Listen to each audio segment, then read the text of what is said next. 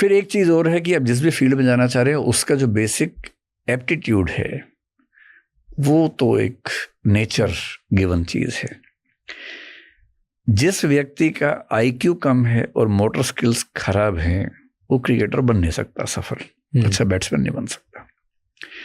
अच्छा बैट्समैन होने के लिए बहुत अच्छा आईक्यू बहुत ज़रूरी है, बहुत तेज प्रोसेसिंग ऑफ थॉट्स बहुत ज़रूरी है।